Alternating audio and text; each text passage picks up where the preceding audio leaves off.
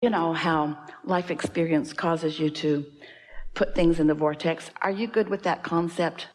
We keep doing it. Do you get it? You know what you don't want, you know what you do want, you know what you do want, you know what you do want. So in this vibrational reality that you can't see or hear or smell or taste or touch, but it's real, it's vibration, it's real, and it is expanding, it's becoming more. And the law of attraction has gathered the cooperative components, and the cooperative components have caused it to be more and more and more and more. Your whole life, you're putting contents, ingredients into the vortex, and then in your willingness to allow non-resistant moments, then those ingredients became cooperative components, and you, in your aligned state, also a cooperative component, allowed it to download into your experience. What we want you to hear is there's more downloading coming. There's more downloading coming. So don't try to push it. Don't fake it till you make it. Don't effort it. Don't sacrifice. Don't struggle. Let your knowledge of how this works, let the same inspiration that created it be the source of the inspiration that will take it to the next and the next and the next and the next. Did you hear that? It applies to everything that you're about. Most humans have had too many conversations about too many things while they're under the influence of something other than source. So then they're just debating. How many debates do you want to have about abortion or about parenting or about immigration or about this being legal and that being legal, with people on both ends of that battle, fighting, hardly any clarity coming out of any of it? Don't you just want to give that up? Don't you want to accept that anybody that's having any of those experiences, any of those personal experiences, is launching rockets of desire, and that there is a vibrational reality of improved life experience that source is all over? And that at the very least, the new energies coming in are going to be in vibrational alignment with the new requests that are there. And the rest of you have the choice of whether you torture yourself by being outside of the new, improved, evolved state of being that collectively as a mass consciousness on planet Earth you've put into being, or not. You get to be as joyful as you decide to be, but if you need things to change in order to make you feel joy, you're in deep doo-doo. You've got to find a way to feel the joy of what you've collectively created. You can't wait around for things to shift so that you observe it and then feel better. Does that make sense to you? There are so many people that would say, no, it's our advocacy that makes the difference. It's our pushing against it. It's mothers against drunk drivers, and it's war against poverty, and the war against drugs, and the war against cancer, and the war against AIDS, and the war against teenage pregnancy, and the war against, that's what's making the world a better place. And we say, no, that's making more war. That's making more things to have more wars about. In other words, you just can't get there from there. And friends, you've done enough with all of that, and we mean that in the nicest way we do. Your willingness to synthesize life has caused you to create a vibrational reality that you deserve to witness and live. But if you need everybody on the planet to agree with you, to witness it with you, and to live it with you, then you're going to have a long wait, because people are in various stages of allowing and acknowledging and feeling and being in touch with source energy. You have the ability to tune into that. Oh, it's such a wonderful thing when you realize that those whom you have loved and who have loved you, and those that you didn't even know, and those that you knew and didn't love, all of those who have reemerged in the non-physical are looking forward with you in this leading edge time and space, and they're feeling the newness of what you are providing through your life and request, and they are seeing it with no resistance. And that's why your earth continues to spin in its orbit, and that's why the food continues to be upon your planet. Don't you think that's a nice thing? There are no spaceships coming. There are no pipelines from other planets. There's not any of that going on. There's a perpetuation of well-being that is spawned by the power of the energy that this universe is really all about. And you can be part of that energy and thrive, or you can pinch yourself off from it and thrive less. You can tune in deliberately, or you can tune in accidentally. But it is our promise to you that when you get hold of the power that is yours to live, and it's the power of love, it's the power of whole, it's the power of good feelings, it's the power of clarity, it's the power of self-love, it's the power of loving others, it's the power of appreciation, it's the power of good feeling emotions. It's so interesting that so many humans do not make the equation that good feeling is a good thing, and that those empty, horrible, hateful, awful feelings are not good for you. They're not good for you. What we want to say is get tuned in and follow the impulse. We don't want to say drink this and that'll tune you in, or don't drink that and it'll tune you in. Because those things, all of those different foods that are in all of those different piles, doesn't matter what pile they're in, it only matters what influence you're under when you eat the Twinkie.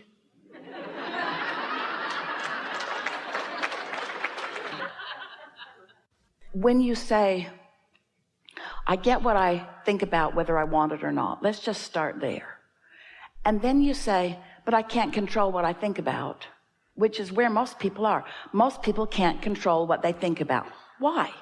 Because they let momentum go, and it's against the laws of physics for them to be able to take a thought of something unwanted that has a lot of momentum and stop on a dime and think something else.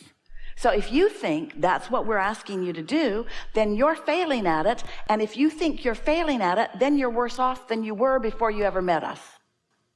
Once you accept that you are creating your own reality and that you are always offering a vibration, and then you say, how do I know whether the vibration that I'm offering, meaning the thought that I'm having, is of value or not? And then we say, if it feels good, it's of value. If it doesn't feel good, it's not. And then you say, but what if I can't tell?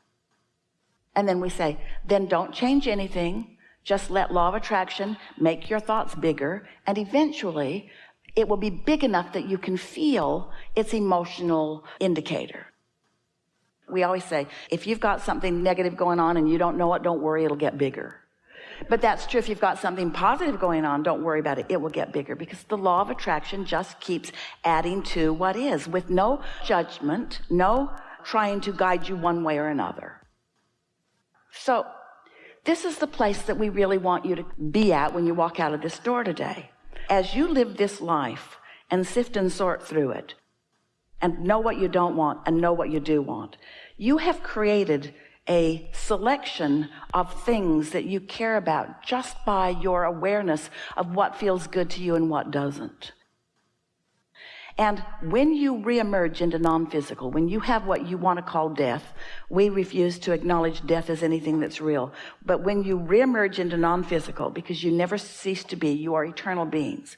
When you withdraw your attention from this body and you reemerge into non-physical, and you focus then upon this time and space from that non-physical perspective where there's no resistance, you take the best of all that you've gleaned from it and add to this vibrational reality, which is the source from which new babies are born. It's the source from which ideas are flowing. And this non-physical energy is aware of you all day, every day. Everyone who has reemerged into non-physical is looking on with you about where you are. But the difference between what they see through the eyes of Source and what you see through the eyes of you is that they do not see things to worry about and resistance, because they're looking into this vibrational reality that you've already carved out. And when you figure out how to do that, which simply means when you care about how you feel enough to guide your thoughts more and more into good feeling things, then you begin to be an extension of the energy, of the powerful energy that creates worlds. And now what flows through the fingertips of your mind is evident by anyone who watches you, because masterful, wonderful, good feeling things are your experience, you see. And then You try to explain it to others, and maybe they're getting it and maybe they're not. Life experience is what teaches them. It's not words. It's life experience that teaches them. So you just teach through the clarity of your example. The thing that we want you to hear, and this piece will click into place easily for you. It's interesting. We see so many creative people, musicians mostly, musicians and artists and authors, but mostly musicians, we're just going to say, who feel their way to alignment, and then mastery flows through them. And then they want to find a business approach to getting it out to the world and so forth. And they forget everything that they knew that made the music flow, because their beliefs about business suck. In other words, when it was just them and creative juices or the creative muse, then it was easy. But now they have to integrate into a world that they see as not cooperative or in control of them. It doesn't go so well.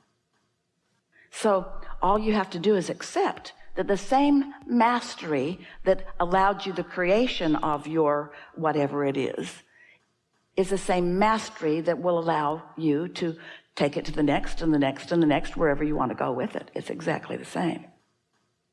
Which means your thoughts have to feel good about it. And when your thoughts don't feel good about it, think about something else.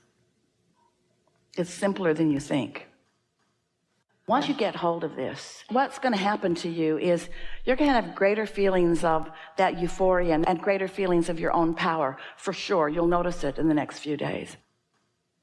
But you're also going to notice that when you get crossways of it, it's going to feel worse than usual too.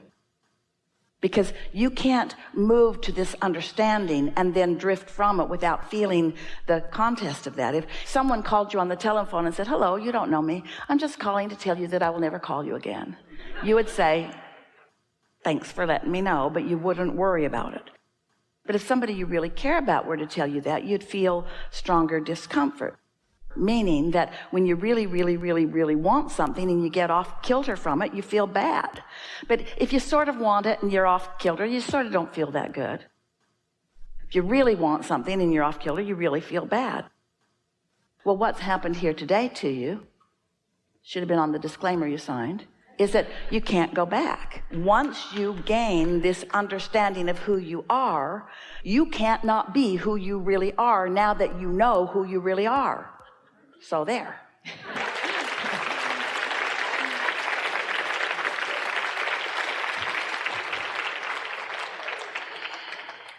You are different now, and there's nothing to worry about except that you are different now.